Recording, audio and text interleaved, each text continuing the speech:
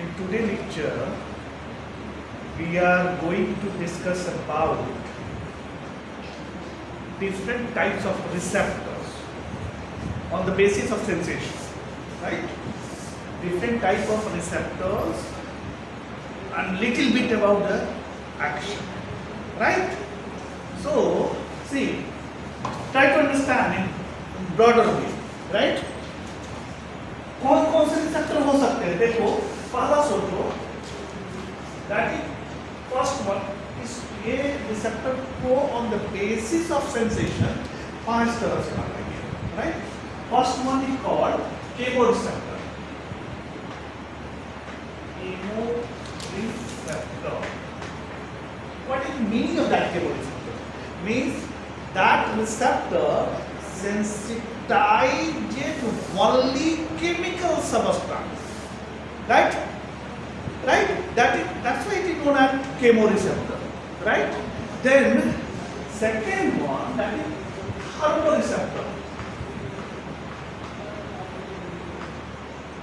Thermoreceptor. What is the meaning of this thermoreceptor? They, such type of receptors sense only temperature, right? Then third one, that is mechanoreceptor.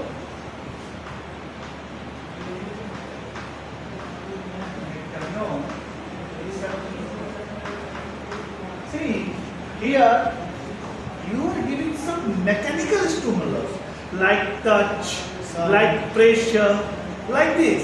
But you are providing some physical touch, right? You are giving some mechanical things. Yes, that is on the that acts on the mechanoreceptor. Fourth one,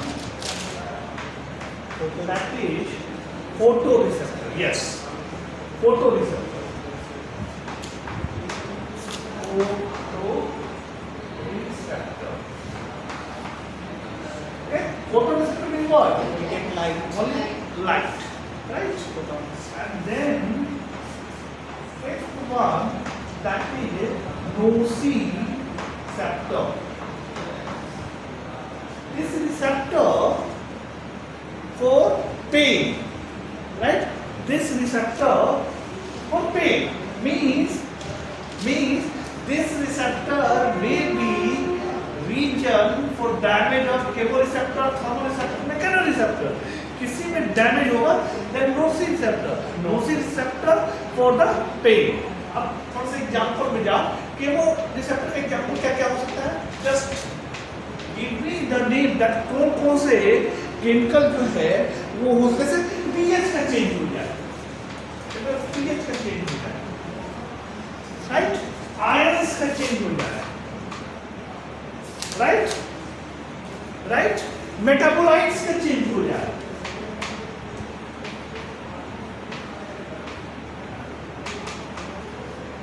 changes causes to activate the chemoreceptor, and when chemoreceptor will activated, then signal will reach to the higher sector, this cortex. थर्मोरेसेप्टर में अगर आप देखोगे तो थर्मोरेसेप्टर में आपको दो तरह का रिसेप्टर हो सकता है, हीट का, राइट, और कोल्ड का, राइट, हीट का और कोल्ड का. ये थर्मोरेसेप्टर हीट एंड कोल्ड का हो सकता है, right? Then mechanical receptor means what? Mechanical receptor means what? That physical distortion, right? Mechanical distortion, right? Mechanical touch, right? Like pressure, vibration, blah blah blah, right? And physical distortion, physical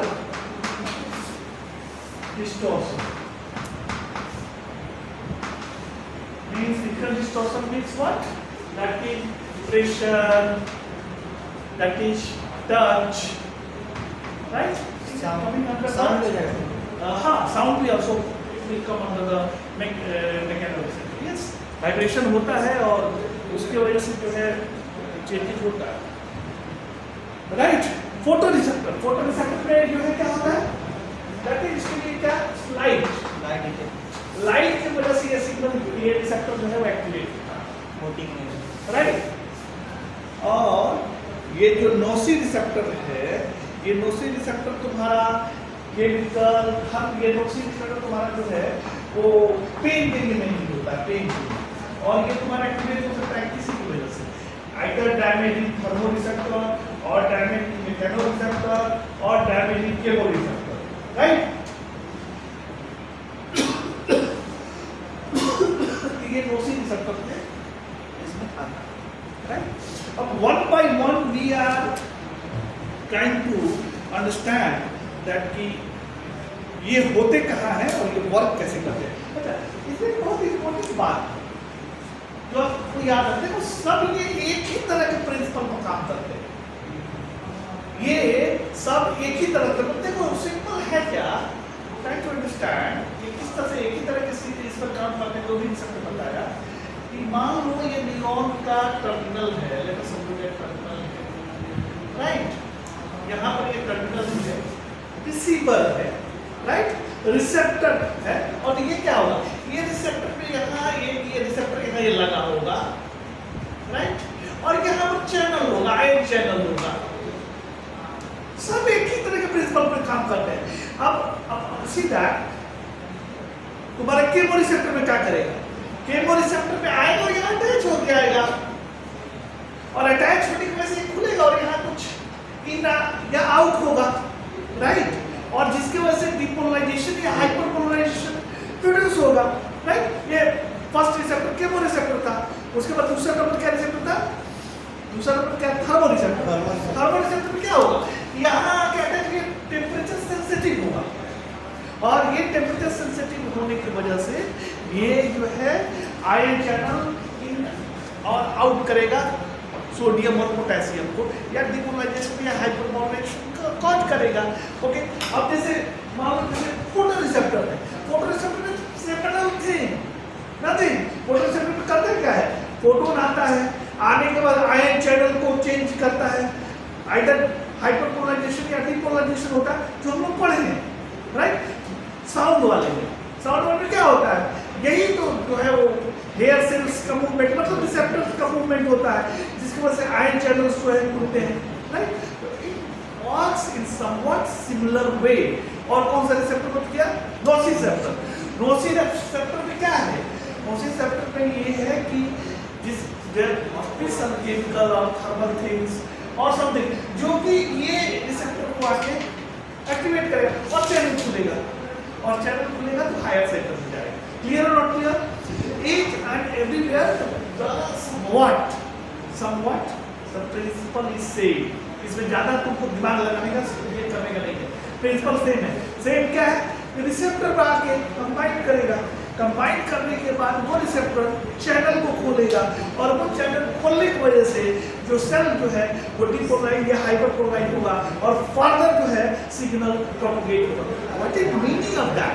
meaning of that is this receptor are capable of changing different type of stimuli in the form of electrical stimuli, right? And that electrical stimuli reaches to your brain and you understand what type of thing, right? Clear or clear?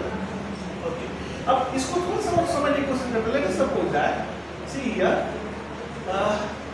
ये हम बार बार लोगों को बनाते हैं, थोड़ा समझाने में आसान भी होता है। लेट अस सपोज दैट ये ब्रेन का हायर सेंटर है, राइट, और ये मिड ब्रेन, राइट, ये बोन्स, राइट, ये मेडाला, और आउटर प्रोपोर्शन फिगर बना रहे हैं, सब हो गया ये स्पाइनल कॉर्ड, राइट, राइट। अब मान लो यहाँ तुम्हारा लेट अस सपोज दैट ये तुम्हारा हार्ट, राइट।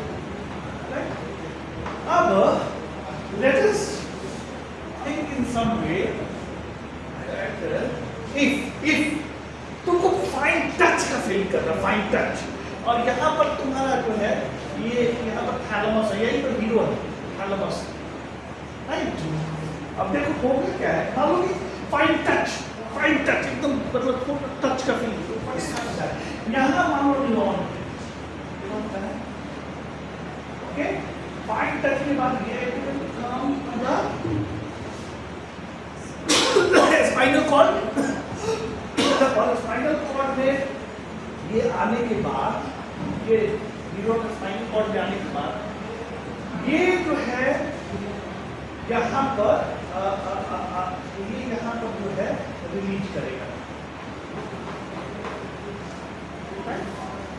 और रिलीज नहीं भी कर सकता है, ये आके सीधे ऊपर की तरफ बढ़ जाएगा। स्पाइनल कॉर्ड कहाँ, हाँ तो रुकता है ऊपर है, या ये यहाँ से जो है सीधे पहुंचे हुए कहाँ, थैलेमस में, राइट। तो देखो ये क्या हुआ, ये फर्स्ट ऑर्डर न्यूरॉन हुआ, ये सेकंड ऑर्डर न्यूरॉन हुआ, और थैलेमस में जब पहुंचता है ना, थैलेमस जब पहुंचता है तो फिर यहाँ से जो थर्ड ऑर्डर थैलेमस हर चीज को जो है वो एक तरह से बांटता है, राइट, डिफरेंशिएट करता है, वो क्या बोलते हैं, स्क्रूटनी करता है। और वहाँ से अगर कोई चीज हमें समझ में आना है तो हमारे हायर सेंटर कॉर्टेक्स में जाना जरूरी है। तो यहाँ से फिर जो है न्यूरॉन जो है, यहाँ से न्यूरॉन जो है होकर, और ये जो है कॉर्टिकल एरिया और फाइन टच का क्लियर और क्लियर, तब जो है फाइन टच का फीलिंग होता है। अच्छा मान लो लेट अस सपोज दैट किसी ने जोर से मार दिया, राइट, वो भी टच ही है लेकिन स्ट्रॉन्ग टच है, पेन वाला टच है, right. What will happen that, see यहाँ तब मार दिया, मारने पर क्या हुआ, इसका मैं बताऊंगा। ये यहाँ पर से न्यूरॉन आया, ठीक है, ये जाएगा यहाँ, राइट। अच्छा एक चीज यहाँ मैं भूल गया बताना, ये यहाँ थोड़ा सा गलत हो गया है ये बताने पर। देखो ये जो है ये गलत हो गया, इसको जस्ट करेक्ट दिस। यहाँ पर ये जो है पूंछ है, ये में डाला है, राइट। तो यहाँ पर जो है यहाँ पर राइट, यहाँ पर आके और जो है तुम्हारा न्यूरॉन रिलीज करेगा, और फिर जो है यहाँ से क्रॉस करता है इस साइड, राइट। हम फाइन टच की बात कर रहे हैं, राइट, इस साइड करता है, and then it will go where, it will go here, और यहाँ से जो है वो थर्ड ऑर्डर न्यूरॉन आके यहाँ आता है। क्लियर और नॉट क्लियर। यहाँ मेडाला में फाइन टच के केस में, फाइन टच के केस में मान लो ये न्यूरॉन आया, सीधे आके मेडाला में जो है कोई न्यूक्लियस होगा, उस न्यूक्लियस पर जो है रिलीज करेगा, वहां से neuron second order neuron carry forward करेगा। बट अगर जो है ऐसे खड़े हैं, राइट साइड है, लेफ्ट साइड हो जाएगा, यहाँ पर ये यहाँ पर लेफ्ट साइड हो जाएगा, राइट। और फर्दर जो है थैलेमस में जाके और फिर जो है कॉर्टिकल एरिया मिल जाएगा। ये किसके केस में, फाइन टच में। पेन के केस में क्या होता है, पेन के केस में सीधा यहाँ आपने हथौड़े से मारा, राइट, मारने पर बड़े हाथ मिल यही क्रॉस कर जाता है, राइट, यही क्रॉस करता है, और इसके बाद ये ऊपर जाएगा। मान लो यहाँ पर जो है फिर लेके ये ऊपर जाएगा, और यहाँ पर थर्ड ऑर्डर न्यूरॉन जो है गेटिंग और not getting, what I want to say that fine touch के लिए तुम लोगों को ये सारी चीजें ट्रैक पर आते वक्त बताया होगा कि कहाँ कैसे क्रॉस होता है। और ये जो है जब मान लो कि स्ट्रॉन्ग टच के लिए, प्रेशर दे दिए, स्ट्रॉन्ग प्रेशर दे दिए, ये क्रॉस होता है। क्लियर और क्लियर, पानी दे दिया।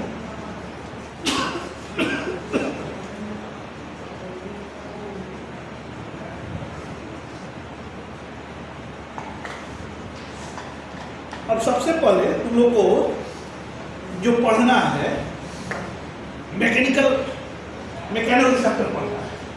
ये समझ में आया, मैकेनिकल रिसेप्टर कई तरह के होते हैं। जैसे मैकेनिकल रिसेप्टर में तुम देखोगे उसका डायग्राम जो है देख लेना, पैक्सिनियन कॉर्पसस मैकेनिकल रिसेप्टर जो है, मैकेनिकल रिसेप्टर्स कई तरह के हो सकते हैं। जैसे यहाँ जो है पैक्सिनियन कॉर्पसस,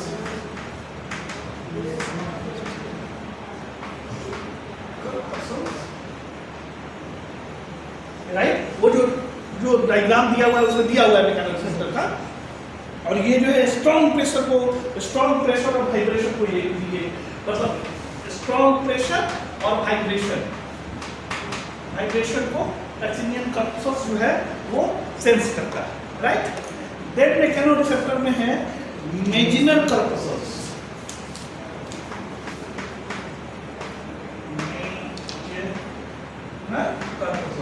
मेजिनल कर्पसल्स जो है ना वो तुम्हारा एक तरह से टच को इंडिकेट करता है। टच जो है टच को टच हुआ तो मेजिनल कर्पसल्स सेंसिटाइज करेगा।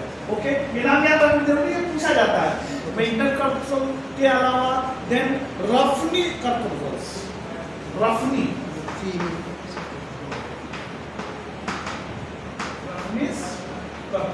राइट, ये प्रेशर के लिए, प्रेशर और थोड़ा सा टेम्परेचर के लिए करता है, प्रेशर और टेम्परेचर के लिए। देन तुम्हारा है मर्कल डिस्क,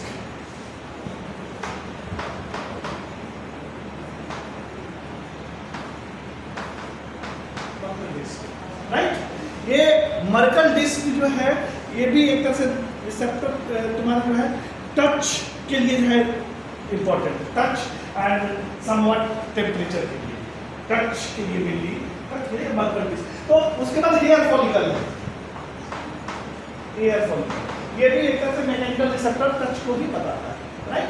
अब इसका प्रिंसिपल अभी बताए हैं, प्रिंसिपल में होता क्या है, रिमेंबर दैट ये नर्व, ये मान लो कि तुम्हारा रिसेप्टर का इंडिंग है, यहाँ पे क्या होगा, ये रिसेप्टर होगा तो ये क्या होगा, ये सब distortion, mechanical touch, mechanical touch होने की वजह से क्या होगा, ये चैनल खुल जाएगा। चैनल कौन सा होगा, वो ये जो है मैकेनिकल गेटेड सोडियम चैनल या mechanical gated potassium channel, depend करता है कौन सा रिसेप्टर लिखा है। तो उस पे जो है क्या करेगा, सोडियम इन और पोटेशियम आउट और कैल्शियम इन का जो है हम तुमको बताए वही होगा और सिग्नल जो है प्रोपगेट करेगा। बीन्स दी देखो मैकेनिकल स्टिमुलाई जो है वो तुमको इलेक्ट्रिकल सिग्नल में कन्वर्ट कर दिया और वो इलेक्ट्रिकल सिग्नल तुम्हारे ब्रेन पंप में पहुंचेगा। तो मैकेनोरिसेप्टर इसी प्रिंसिपल पर काम करता है, कोई इसमें कंफ्यूजन है, right. See that there is some mechanical touch here or distortion here. Due to this, what will happen? That membrane will that somewhat conformational change, and this conformational change allow these channels to open, either sodium channel or potassium channel. So either sodium come in or potassium go out. So depolarization or hyperpolarization will happen, and this will finally transmit mechanical signal in the form of electrical signal to higher center of brain. Clear और not clear, कोई confusion?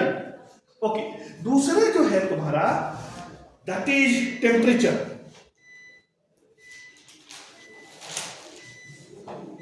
Temperature अब देखो, light cut गया।